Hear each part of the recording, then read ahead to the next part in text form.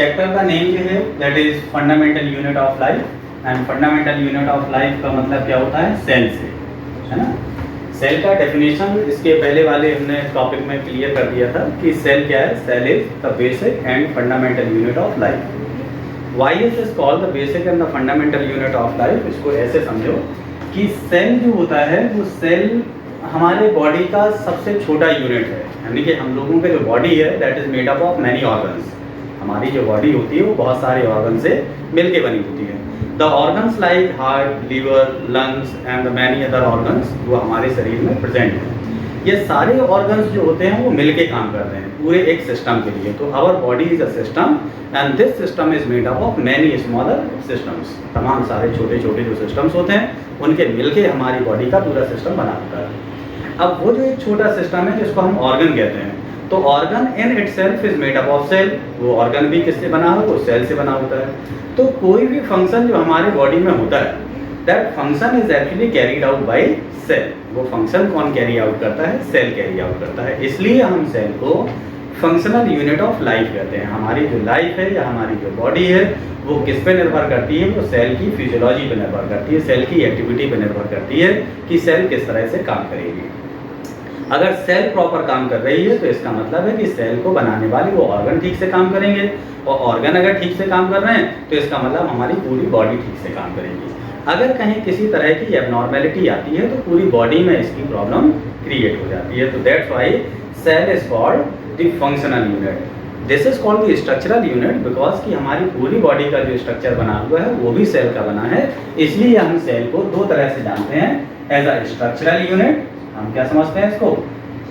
Structural unit of life भी कहते हैं, and we call it the functional unit too. इसको हम फंक्शनल यूनिट भी कहते हैं क्योंकि हमारी बॉडी के जो भी फंक्शन होते हैं, जो ऑर्गन फंक्शन करते हैं वो एक्चुअली फंक्शन सेल के होते हैं। जो भी हमारी बॉडी का स्ट्रक्चर है वो भी किसका बना होता है? सेल का बना होता है। इसलिए cell structural and functional unit कहलाते हैं। कोई भी जो ऑर्गेनिज्म है वो अगर हम उनके सेल के टाइप के आधार पर समझें तो ऑर्गेनिज्म दो तरह के हो सकते हैं, प्रोकैरियोटिक एंड यूकैरियोटिक। या हम ऐसे कह दें कि सेल जो होती हैं वो दो टाइप की होती हैं, prokaryotic cell and eukaryotic cell. तो हम सेल को जैसे अगर हम डिवाइड करें कि सेल कितने टाइप की होती है, तो cell is of two type. Number one is called prokaryotic cell. ये कौन सी होती है? प्रोकैरियोटिक सेल होती है। और दूसरा जो सेल होती है that is called eukaryotic cell. अगर आपसे पूछा जाता है कि भाई सेल कितने टाइप की होती है, तो एक तो पहला टाइप क्या बताएंगे आप? प्रोकैरियोटिक टाइप की सेल। और दूसरा सेल हम जिसको बताएंगे यूकैरियोटिक टाइप की सेल होती है। The term prokaryotic and eukaryotic is given on the basis of the structure of nucleus. ये किसके आधार पर दिया है? न्यूक्लियस के स्ट्रक्चर के आधार पर दिया है। ऐसी सारी सेल जिनका न्यूक्लियस जो है वो प्रिमिटिव टाइप का होता है। कैसा न्यूक्लियस होता है? प्रिमिटिव न्यूक्लियस हो, ऐसे सेल को हम क्या कहेंगे? प्रोकैरियोटिक सेल कहेंगे। प्रिमिटिव से मतलब होता है बिल्कुल पुराने टाइप का, नए टाइप का, जो बहुत एडवांस नहीं है, बहुत अच्छे से डेवलप नहीं हुआ है, तो उसको हम क्या कहेंगे? प्रिमिटिव कहेंगे। तो प्रिमिटिव न्यूक्लियस जिन सेल में प्रेजेंट है that cell is called prokaryotic cell. और ऐसी सेल जिसके पास में एडवांस न्यूक्लियस है, क्या है? एडवांस्ड न्यूक्लियस है, या हम ऐसे कह दें इट है the cell which is true nucleus. जिनके पास में ट्रू न्यूक्लियस है उसको हम क्या कहेंगे? यूकैरियोटिक सेल कहेंगे। तो the cells are of two types, prokaryotic cell and eukaryotic cell. Prokaryotic cell is the cell which has primitive nucleus and eukaryotic cell is the cell which has advanced nucleus, true nucleus. जैसे कैसी cell? जैसे मान लीजिए ये cell membrane है ना, और cell membrane में जेनेटिक मटेरियल यूं ही साइटोप्लाज्म में या प्रोटोप्लाज्म में फैला हुआ है, कोई इसकी फिक्स बाउंड्री भी नहीं है। तो ऐसी सेल को हम क्या कहेंगे? प्रिमिटिव सेल कहेंगे, प्रोकैरियोटिक सेल कहेंगे, क्योंकि इसका अपना न्यूक्लियर बाउंड्री नहीं होता है, इसका ट्रू न्यूक्लियस नहीं होता है। तो prokaryotic cell has the absence of true nucleus. लेकिन जो यूकैरियोटिक सेल होगी वो ऐसी सेल होगी जिसमें सेल मेम्ब्रेन के बाद एक अंदर और मेम्ब्रेन बाउंड स्ट्रक्चर होगा जिसको हम क्या कहेंगे? न्यूक्लियस। तो जो जेनेटिक मटेरियल होता है वो इस तरह से मेम्ब्रेन से बाउंड होता है। But genetic material in the prokaryotic cell is free in the protoplasm. ये कहाँ रहता है? प्रोटोप्लाज्म में। यहाँ फ्री जेनेटिक मटेरियल है, यहाँ genetic material membrane bound structure के अंदर प्रेजेंट होगा। This structure is called nucleus. इस स्ट्रक्चर को हम क्या कहते हैं? न्यूक्लियस कहते हैं। तो ऐसी सेल जिसमें इस तरह का एडवांस न्यूक्लियस प्रेजेंट है, ट्रू न्यूक्लियस प्रेजेंट है, उसको हम क्या कहते हैं? यूकैरियोटिक सेल कहते हैं। लेकिन जिस सेल में ऐसा न्यूक्लियस प्रेजेंट ना हो उसे हम क्या कहेंगे? प्रोकैरियोटिक सेल कहेंगे। तो cell on the basis of nucleus is of two types, prokaryotic cell and eukaryotic cell. एक बात क्लियर हो गई? दूसरे तरह से सेल हम और डिवाइड कर सकते हैं दो पार्ट में, कि सेल अगर प्लांट की हम स्टडी करते हैं तो उसको हम क्या कहेंगे? प्लांट सेल कहेंगे। What do we call? We call it plant cell. और अगर हम एनिमल में पढ़ेंगे तो क्या कहेंगे हम उसको? एनिमल सेल कहेंगे। तो this way cells are again of two types, plant cell and animal cell. Plant cell और एनिमल सेल में क्या फर्क होता है? जो प्लांट की सेल होती है that is autotrophic in nature and has the chloroplast. उसमें क्या होगी? ऑटोट्रॉफिक होगी और क्लोरोप्लास्ट उसमें प्रेजेंट होगा। तो क्या है? Plant cell essentially contains chloroplast. क्या होता है इसमें? क्लोरोप्लास्ट होता है। और एनिमल सेल में क्या है? क्लोरोप्लास्ट एब्सेंट होता है। क्या होता है? Chloroplast in animal cell is absent and chloroplast in the plant cell is present. Plant cell में क्लोरोप्लास्ट क्या होगा? प्रेजेंट होगा, जबकि एनिमल सेल में क्लोरोप्लास्ट एब्सेंट होगा। क्लोरोप्लास्ट में एक पिगमेंट होता है जिसको क्या कहते हैं? क्लोरोफिल कहते हैं। क्या कहते हैं? क्लोरोप्लास्ट में एक पिगमेंट होता है जिसको क्या कहते हैं? क्लोरोफिल कहते हैं। तो chlorophyll is a green pigment. Chlorophyll कैसा होता है? ग्रीन पिगमेंट होता है। ग्रीन मतलब हरे कलर का होता है। तो ये जो हरे कलर का पिगमेंट जिसको क्लोरोफिल कहते हैं वो क्लोरोप्लास्ट में होता है। तो जहां क्लोरोप्लास्ट होगा वहां क्लोरोफिल होगा। क्लोरोफिल होगा तो उसको कलर कैसा मिलेगा? Green. And that is only the reason कि all the plants appear to be green. सारी पत्तियां जो होती हैं, लीफ जो होती हैं, वो कैसे दिखाई देती हैं? ग्रीन कलर की दिखती हैं। तो why they appear green? Because they have chlorophyll. उनमें क्या होता है? क्लोरोफिल होता है। ठीक है? तो क्लोरोफिल पिगमेंट प्रेजेंट होने की वजह से सभी पौधे कैसे अपीयर होते हैं? ग्रीन अपीयर होते हैं। बट एनिमल सेल में यही क्लोरोफिल एब्सेंट होता है। तो वो सेल जिसमें क्लोरोप्लास्ट एब्सेंट है वो हेटरोट्रॉफिक होगी। वो अपना भोजन कैसे बनाएगी? खुद नहीं बना पाएगी, तो वो किसी ना किसी पे निर्भर करेगी। तो वो सेल कैसी होगी? Heterotrophic in nature. जबकि वो सेल जिसमें क्लोरोप्लास्ट प्रेजेंट है वो ऑटोट्रॉफिक नेचर की होगी। ऑटोट्रॉफिक मतलब सेल्फ नरिशिंग। तो ऐसी सेल जो अपना न्यूट्रिशन खुद डेवलप कर सकती है दैट इज ऑटोट्रॉफिक, और ऐसी सेल जो अपना न्यूट्रिशन खुद नहीं डेवलप कर सकती है that is heterotrophic. So now on the basis of presence of chloroplast or absence of chloroplast, cell is of two types. The cell in which chloroplast is present is plant cell. The cell in which chloroplast is absent is called animal cell. दो तरह की cell होती हैं। तो इस तरह से हमने सेल को दो तरीके से समझा, एक तो न्यूक्लियस के बेसिस पे, दूसरा क्लोरोप्लास्ट के बेस पे। जिनमें न्यूक्लियस एब्सेंट है दैट इज प्रोकैरियोटिक, प्रेजेंट है यूकैरियोटिक। क्लोरोप्लास्ट प्रेजेंट है तो प्लांट सेल, एब्सेंट है तो animal cell. One thing. And now we are going to understand what is actually the structure of cell. कोई भी अगर हम सेल का स्ट्रक्चर देखें तो cell is a membrane bound structure, right? This is a plant cell. ये एक structure है जो एक टिपिकल प्लांट सेल का स्ट्रक्चर है। तो plant cell essentially has an outer membrane called cell wall. एक सबसे बाहर की मेम्ब्रेन होती है जो इसको एक डेफिनेट डिजाइन, एक डेफिनेट स्ट्रक्चर प्रोवाइड करती है। So that outer most layer of the cell is called cell wall. Cell wall of the plant, cell wall of the plant is made up of cellulose. वो किसकी बनी होती है? Cellulose की बनी होती है। उसमें क्या होता है? सेलुलोज जो है एक कॉन्स्टिट्यूएंट है जिसकी ये बनी होती है, इसकी वजह से ये इसको एक हार्ड स्ट्रक्चर मिलता है, राइट? तो प्लांट सेल की जो आउटर मोस्ट लेयर होती है उसको हम क्या कहते हैं? सेल वॉल कहते हैं। और सेल वॉल किसकी बनी होती है? सेलुलोज की बनी होती है। एक बात क्लियर? दूसरी बात क्या है कि इसके अंदर जो भी फ्लूइड मटेरियल भरा होता है, सेल मेम्ब्रेन, सेल वॉल के अंदर जो कुछ भी भरा होता है उसको हम क्या कहते हैं? In all we call it protoplasm. क्या कहेंगे हम उसको? प्रोटोप्लाज्म। बाहर की साइड में जो प्रोटोप्लाज्म प्रेजेंट होता है that is called ectoplasm. What is this called? This is called ectoplasm. अंदर की साइड में जो होता है that is called endoplasm. Ectoplasm and endoplasm is all together known as cytoplasm. दोनों को मिला के हम क्या कहते हैं? साइटोप्लाज्म कहते हैं। Now the nucleus which is a boundary, double membranous boundary, inside it has a some fluid substance that is known as nucleoplasm. क्या कहते हैं हम इसको? न्यूक्लियोप्लाज्म। तो nucleoplasm plus cytoplasm is all together known as protoplasm. दोनों को मिला के हम क्या कहते हैं? प्रोटोप्लाज्म कहते हैं। तो साइटोप्लाज्म जो है न्यूक्लियर मेम्ब्रेन के बाहर प्रेजेंट मटेरियल को साइटोप्लाज्म कहते हैं। और न्यूक्लियर मेम्ब्रेन के अंदर प्रेजेंट मटेरियल को न्यूक्लियोप्लाज्म कहते हैं। तो nucleoplasm and cytoplasm is all together called protoplasm.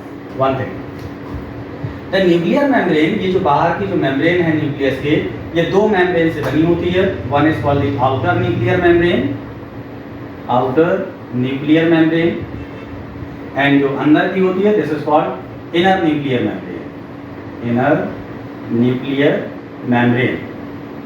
इन दोनों मेम्ब्रेन्स के बीच में एक स्पेस होती है, उस स्पेस को कहते हैं inter membranes space.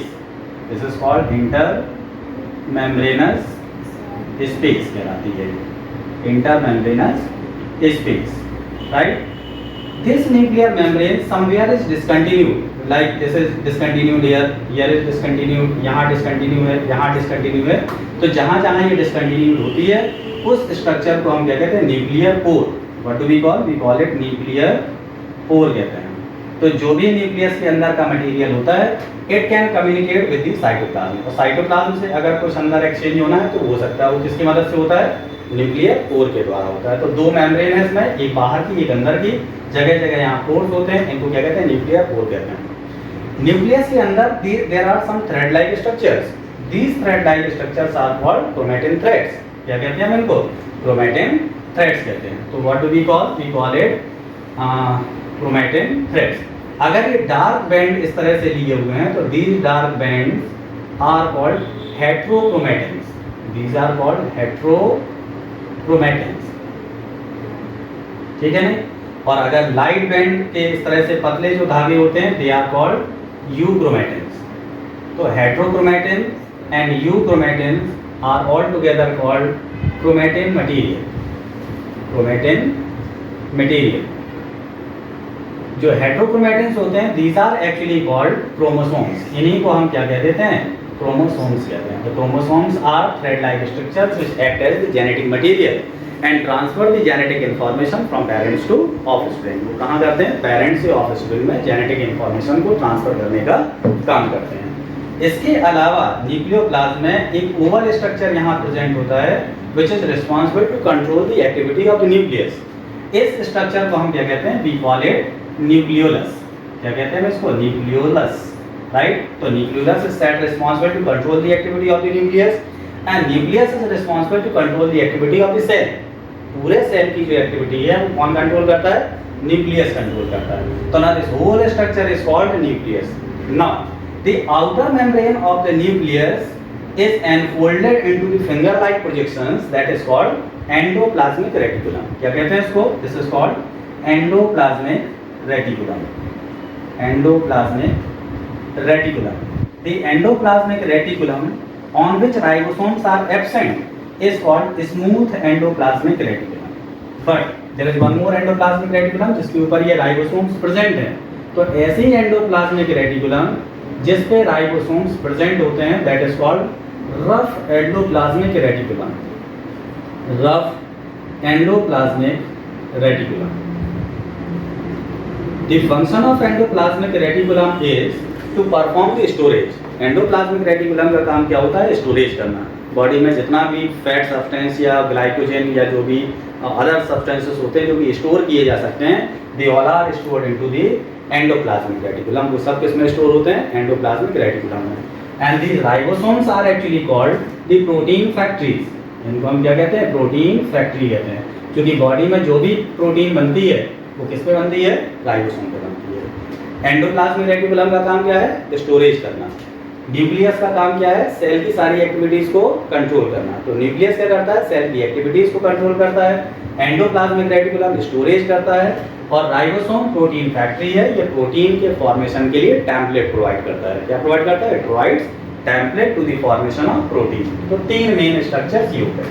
And now the endoplasmic reticulum actually forms some membrane-bound vesicles. These are called vesicles. क्या form करती है ये vesicle? These vesicles combine and form the larger tubules and forms Golgi complex. क्या बनाती है ये Golgi complex form करती है। This Golgi complex was discovered by Camillo Golgi. So on the honor of the Camillo Golgi, we call this structure Golgi complex. क्या कहते हैं हम इसको, Golgi complex कहते हैं।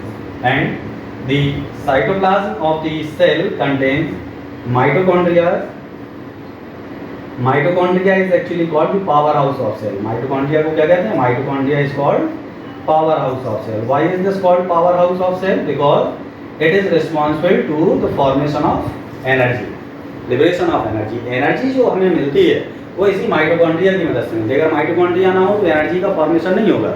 तो एनर्जी का फॉर्मेशन सही से हो इसके लिए सेल में किसका होना जरूरी है? माइटोकॉन्ड्रिया का होना जरूरी है। ये माइटोकॉन्ड्रिया क्या बनाते हैं? एनर्जी बनाते हैं। कैसे बनती है एनर्जी? हम आगे जब और पढ़ेंगे तब हम समझेंगे कि माइटोकॉन्ड्रिया में एनर्जी का फॉर्मेशन कैसे होता है। This is the side where the energy is formed. इसलिए माइटोकॉन्ड्रिया को हम क्या कहते हैं? पावर हाउस ऑफ सेल कहते हैं। And the second structure is here chloroplast. ये क्या है? It is the chloroplast. Plant cell है तो इसमें क्या है? क्लोरोप्लास्ट प्रेजेंट है। And the chloroplast is called kitchen of cell. क्या कहलाती है ये?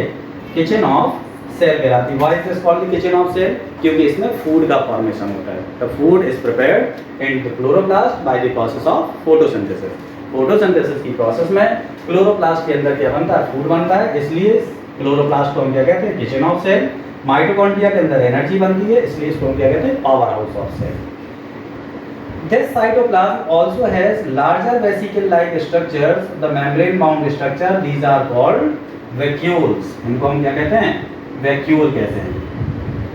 The vacuoles are responsible to provide tonicity to the cell. Cell को एक डेफिनेट जो शेप मिलता है, एक आकार मिलता है, अंदर से उसको जो एक प्रेशर मिलता है, सेल एक फुल रिजिड कंडीशन में अपीयर हो सकती है।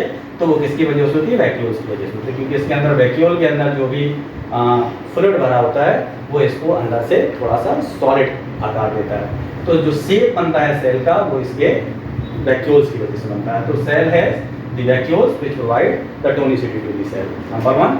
And the second thing, there are some these vesicle like structure. These vesicle like structures are called lysosomes. इन्हें हम क्या कहते हैं? इनको लाइसोसोम कहते हैं। Lysosomes are called enzyme bound vesicles. ये क्या होते हैं? ये एंजाइम बाउंड वेसिकल्स होते हैं। इनमें एंजाइम्स प्रेजेंट होते हैं जो डाइजेशन के प्रोसेस को एग्जीक्यूट करते हैं। तो lysosomes are also known as suicidal bags. इनको हम क्या कहते हैं? सुसाइडल बैग भी कहते हैं। बिकॉज ये सेल को किल भी कर सकती है। अगर न्यूट्रिशन नहीं होगा तो ये सेल को किल भी कर सकती है। तो this way these are all the structures of the cell, जिसको हम सेल स्ट्रक्चर्स में समझते हैं। और सभी जो सेल के ऑर्गेनेल्स हैं, ये जितने भी इसके अंदर प्रेजेंट हैं सारे structure, these are called cell organelles. So every cell organelle like the nucleus, endoplasmic reticulum, Golgi complex, and these lysosome, ribosome, whatever, these are all to be studied in the detail। इस सबको हम लोग detail में पढ़ेंगे। अभी के लिए आपका अगर सेल स्ट्रक्चर पूछा जाता है तो इतना जो है आपको सेल स्ट्रक्चर में बताना है।